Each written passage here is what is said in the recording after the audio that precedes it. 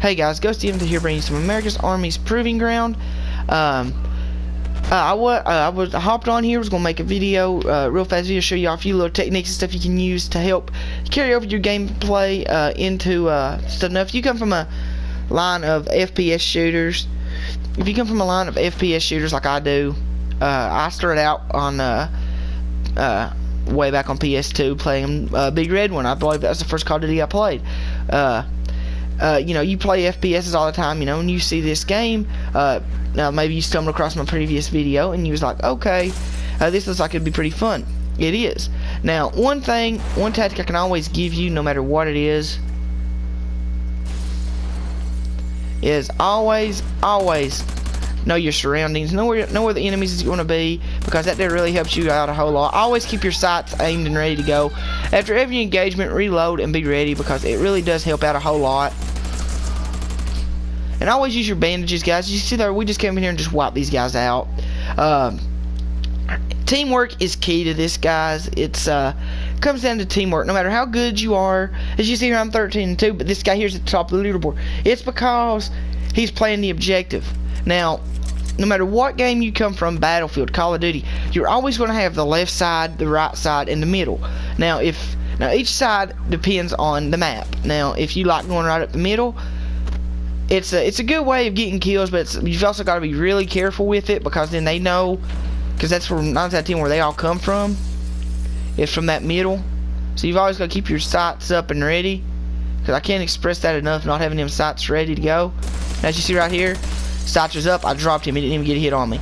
Run up in here, use everything to your advantage, you know. Always reload. If you get flashed, guys, I cannot stress this enough, if you get flashed, don't freak out, because if they flashed you and they managed to flash you, don't freak out about it.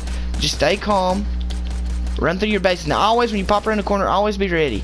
Always be ready with like your pistol or something, have it ready. Like when you pop around the corner, have the iron sights up, boom boom, boom boom boom boom boom boom boom. Always make sure you use your bandages also, guys. Bandages is a must. Now, okay. Now, flashes is also another thing you can do. You can throw out a flash real fast. He's flashed, he's down. Then you can move around through here, reload on all your weapons, get ready, because you know they're going to be here somewhere. You just got to wait, and now once you get a chance, okay, you have the flag, so now you can take and make your break towards it. Now, playing the objective is very key. Oh boy, get on, son. Now, like I said, we're going 17-2. You've got your different sights. The main default sight is like a hybrid sight for the MW2 or the Call of Duty players. If you know what the hybrid sight is from Call of Duty, it's pretty much it. The holographic sight is the same as from any other game. It's holographic. I prefer the holographic. Now, you do have to unlock it by getting kills, just like any other game.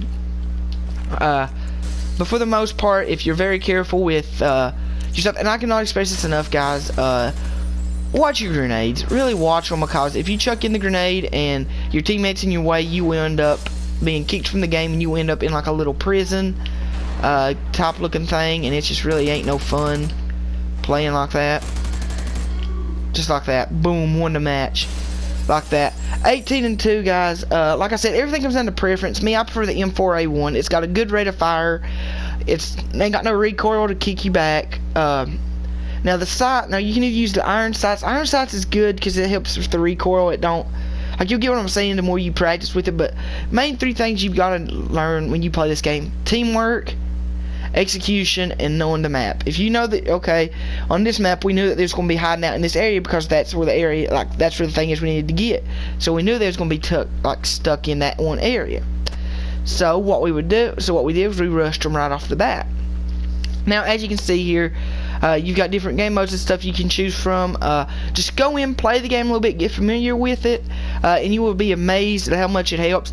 Now, I'm going to go in and just play this one, like play 1 or 2 rounds of this and show you what I'm talking about how different maps affect it. As you can see on that map, they always in that one area right there. We went in there, we knew where they was.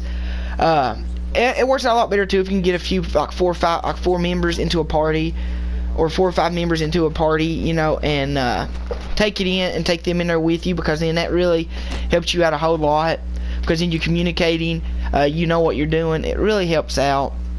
Now, no matter what, when the match starts, you will be presented with this screen. Now, you've got two sights when you first start out. You've got this sight and the iron sights. Now, the holographic sight is way better in my opinion.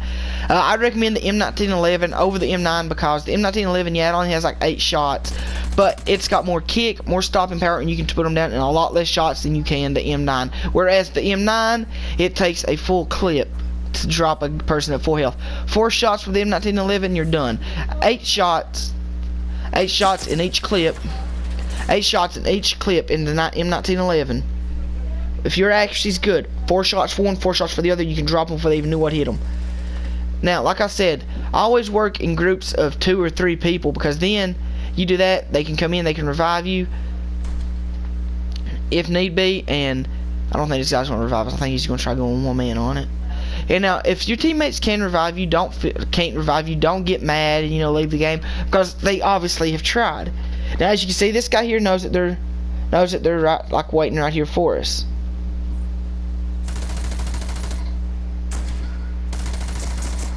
Now you see that there's just an example. They all rush that left side, and we rushed it with them. Now it comes down, it's 3 on 3, right? I always work as a team. As you can see, I was out in front of them, and then once they dropped me, that guy had to come and try picking me up. Now I'm going to show you, that's what happens if you rush without a team. Now I'm going to show you what happens if you move as a team and move with each other. Now as you can see, we pushed the X that time, so they're going to be expecting us to push the Y. So we're going to push back towards X. Always have your teammates with you. Always have 1 or 2 teammates, and push comes to shove, I know it's a dirty thing to do, guys, like I really do, but have one of your teammates go out in front of you a little bit and have them scout, because if you know, oh god, he just took himself out, that's kind of funny. Okay, now see how I got tagged? See, if you look down the right side, see that red? Your health is bleeding out. So in order to stop that, you would have to hold triangle and bandage up, and then that gives you your health. Now, as you can see here, obviously, we got our guys. They got us pinned right here. But now this is what happens when you work as a team. You see, we're all here in one fast swoop. We're gonna go up through here. We know where these guys is at, and I think my teammate shot me from behind. Did they really just drop us all again? All right. Always, when you move together as a team, you stand a better chance at it. Now, everybody can say it don't matter. As you can see, that last game, it comes down to map preference, guys. This map here, as you can see, I'm 0-2. Last game, I went 17-8. It just depends on how well you know the map and how well you know where everybody's going to be. Now, it's also very, very easy to say that, each map has, like, if you're good on one map, you should be able to be good on the other. No, it ain't the case, because if you notice, last time we was playing Istract. On this, we're playing C4, which, for all that's COD players or Battlefield players, for Battlefield it would be Rush. This is like a Rush game mode. COD, it would be Search and Destroy, Dominate, or Demolition. Is how this game mode's played. And each game mode is different, because you got VIP, where you got one guy's the VIP, and the rest of you all have to take and get the VIP to this safe point, or to the extraction. And C4, you have to go in and plant the bomb on either X or Y. So it just all comes down to the game mode you're playing and the map you're playing on.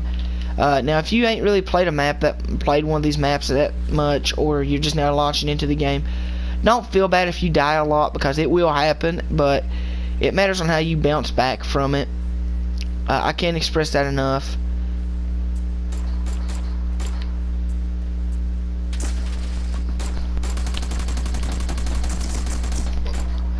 Now, as you can see here, once you get down by yourself, once it gets down to a 1-on-3 situation, depending on the map and how well you know it, that really being affects the area. Now, this map here, I've maybe played 2 times. That last map I played all the time. I love that map.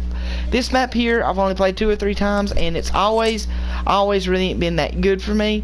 It just comes down to your preference of map. Now, if you like the maps and stuff, go for it. But that's just how it is, guys. It just comes down to your map and the game mode you're playing.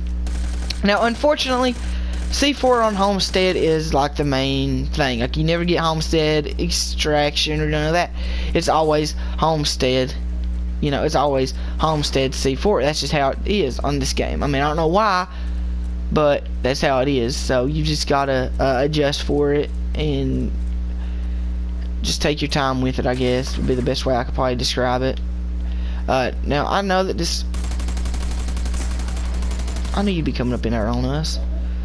Now see how I had to heal myself up? Now obviously,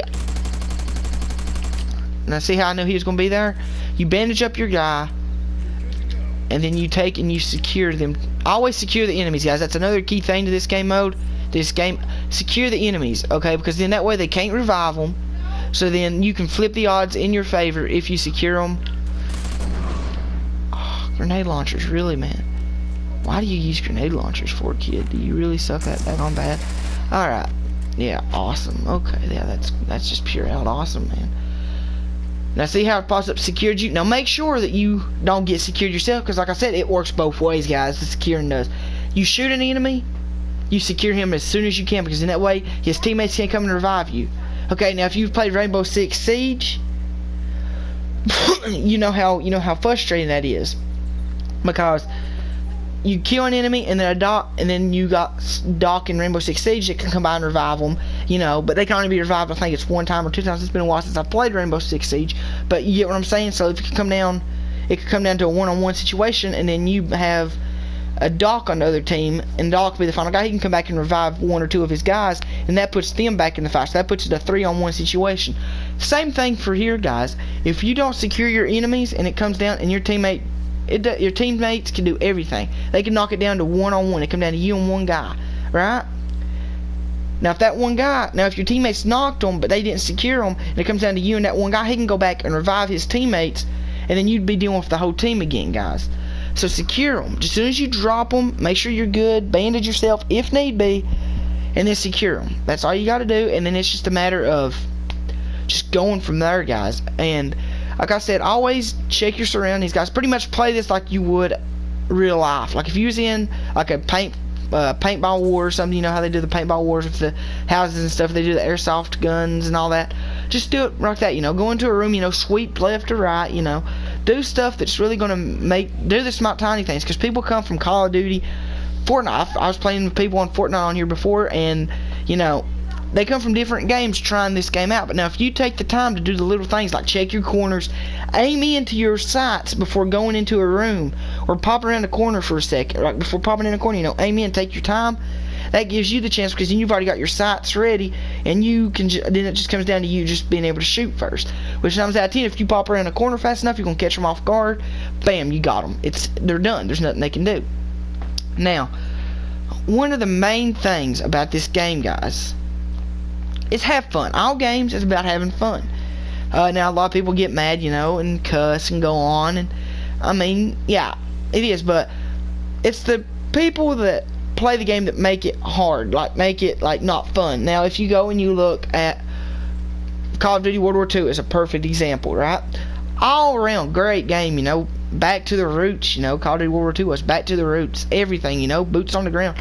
It started out good, because everybody's still learning the game, and just having a blast with it, just getting to use all the old World War weapons and stuff that we haven't had since World at War days, so it was very good being able to, get to use them guns again, guys. And it's just, it really makes you miss, and then, as the game carries on, it gets older. Obviously, people's going to get better, but then you've got them people that come in and they just ruin the game by dropping 30-40 kills each time, spending all this money on supply drops and stuff, and getting these OP weapons out of these supply drops, and just ruining the game with it. Now, having fun in the games is the main thing. I mean, that's what games are designed for, dating all the way back to the Atari and stuff like that. Was about having fun. Now, I ain't gonna sit here and say that I don't get mad and go off, because I do, but we all are guilty of it, and it's about a game. The game is about having fun, guys. Yes, you can take these tactics and stuff I'm giving you and use it to decimate your opponents, really put a hurting on them, but if you're actually if you know just as well as I do that, it don't matter what you do, that you're always going to have that one person trying their hardest to ruin the game for you or anything. But it's not these. I'm going to be bringing videos of tactics and stuff to help you even the odds a little bit, and maybe not make you as mad at the game, Because yes, these guys do try hard and they do ruin the game, but the tactics for this is just the same as any other game. Battlefield, no matter what game you play, it takes time to get used to it. I can sit here and go on and on about the stuff that helps me, the tactics that I use that helps me play the game and stuff like that, but it doesn't matter. It comes down to your preference, guys.